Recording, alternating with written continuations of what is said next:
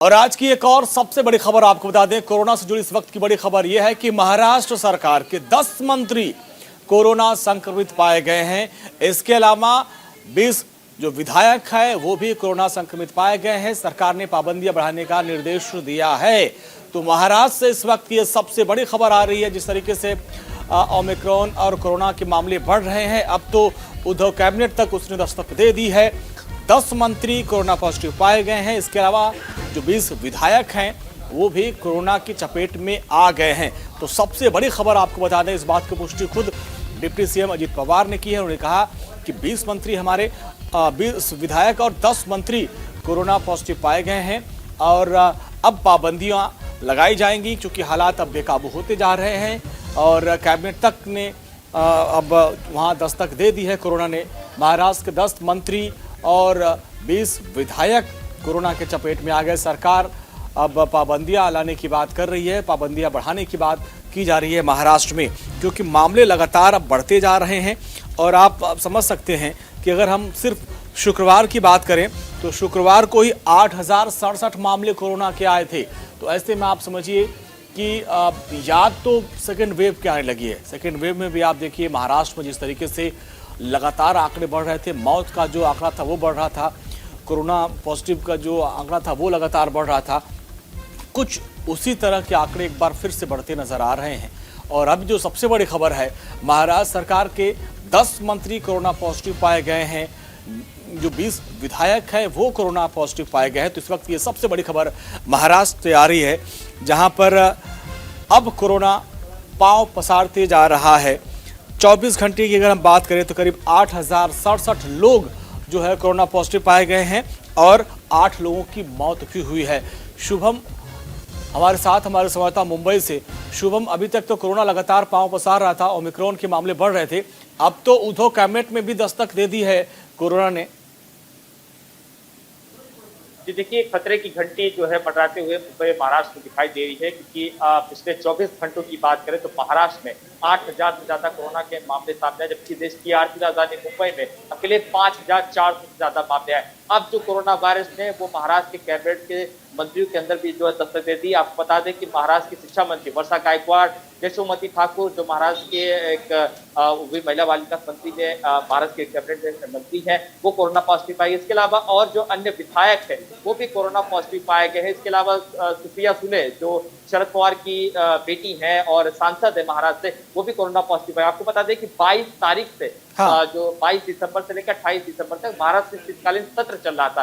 उस दौरान इन लोगों का कोविड टेस्ट कराया गया था, जिसमें तमाम जो विधायक होते, तमाम जो पुलिस होते, तमाम जो पत्रकार होते जो कवर करने जाते हैं, उनका टेस्ट कराया जाता था। तो इस पे इन लोगों की रिपोर्ट जो है वो पॉजिटिव पाई गई थी।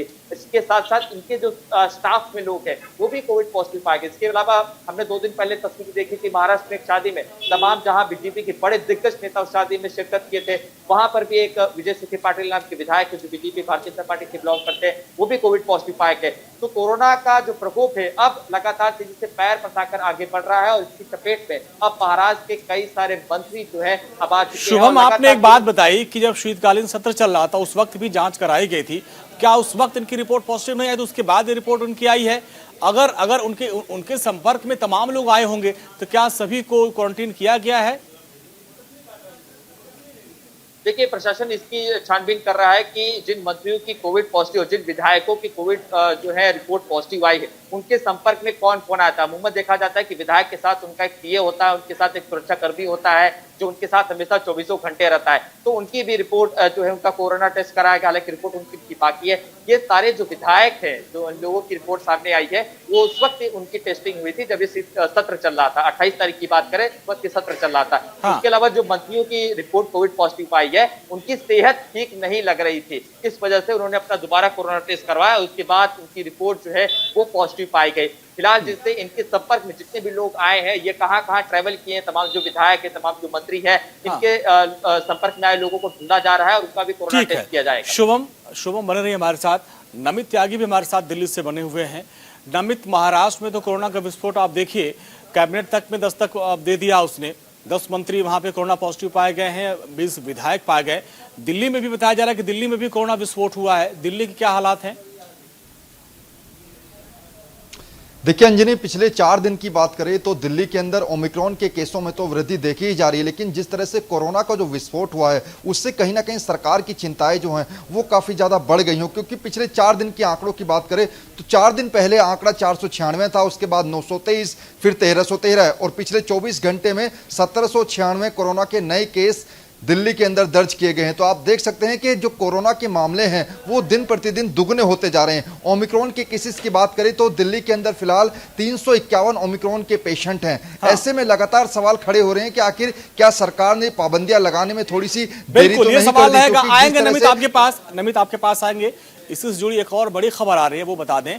कोरोना पर महाराष्ट्र सरकार ने जारी कर दी है चेतावनी। तीसरी लहर की तबाही का अलर्ट जारी कर दिया गया है।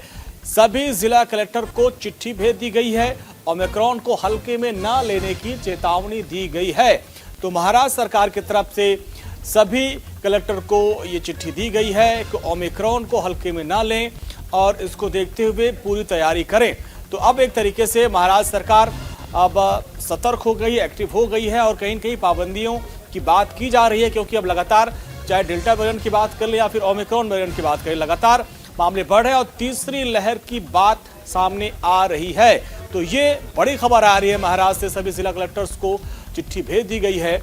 शुभम, जरा इसके बारे में बताएं। चिट्ठी भेज दी गई है यानी अब जो है तीसरी लहर की बात सामने आ रही है महाराष्ट्र में।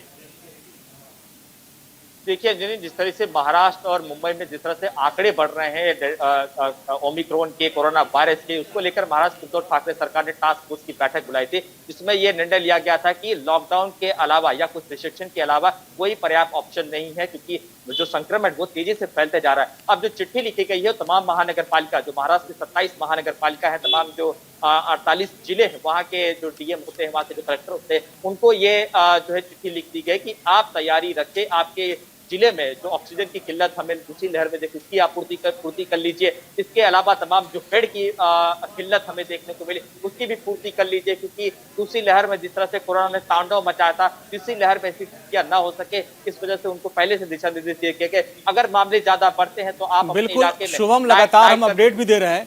ये तस्वीरें हम आपको दिखा रहे हैं मथुरा वृंदावन की है, जहां पर आपने थोड़ी देर पहले भी देखा होगा। ये भीड़ देखिए, बहुत ज्यादा भीड़ है। ठीक है, आप धर्म कर्म करते रहना चाहिए, लेकिन जिस तरीके से ओमिक्रॉन और कोरोना के मामले बढ़ रहे हैं, थोड़ा सतर्क रहना पड़ेगा। और नमित त्यागी भी हमारे साथ लगातार बने हुए हैं। नमित, देखिए, महाराष्ट्र सरकार की तरफ से तो भाई सभी कलेक्टर्स को जो है लेटर जारी कर दिया गया है, वह तीसरी लहर की आहट आ गई है और आप लोग सतर्क हो जाएं।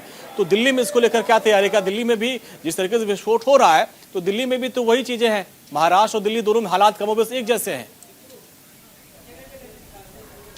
देखिए अंजनी, जहां तक दिल्ली की बात करते हैं तो पहली जानकारी मैं अपने दर्शकों को दे दूं कि केंद्र सरकार की तरफ से तमाम राज्यों को एक लेटर लिखा गया और उस पत्र में यह कहा गया है कि अब आने वाले समय में जो कोरोना के जांच का दायरा है उसको अब राज्य सरकारों को बढ़ाना होगा, ताकि जो पॉजिटिव मरीज हैं उनकी संख्या जल्दी से जल्दी निकलकर सामने आए और उनका इलाज किया जा सके। साथ ही साथ सरकार ने यह भी कहा है, केंद्र सरकार ने राज्य सरकारों को, जो RT-PCR की जांच का दायरा है न केवल उसको बढ़ाया जाए, बल्कि जो घर पर होम किट होती है कोरोना की जांच के लिए, उसको भी लोगों को प्रदान किया जाए। वहीं दिल्ली की अगर बात करें तो दिल्ली के अंदर कुछ दिन पहले ही दिल्ली सरकार ने ग्रैब सिस्टम के तहत पहला फेज यानी कि येलो अलर्ट दिल्ली के अंदर जारी किया था, जिसके बाद जो है तमाम पाबंदियां दिल्ली के अंदर लगा दी थी। और दिल्ली सरकार ने उस वक्त यह भी बात कही थी अंजनी कि अगर पॉजिटिविटी रेट 2% से ऊपर जाता है तो जो ग्रैब सिस्टम का दूसरा फेज है यानी कि ऑरेंज अलर्ट जो है वो दिल्ली के अंदर लग सकता है। तो अब जो पिछले 24 घंटे की बात करें तो पॉजिटिविटी जो रेट है वो 2% को पार कर गया है, यानी कि कभी भी अब दिल्ली के अंदर जो है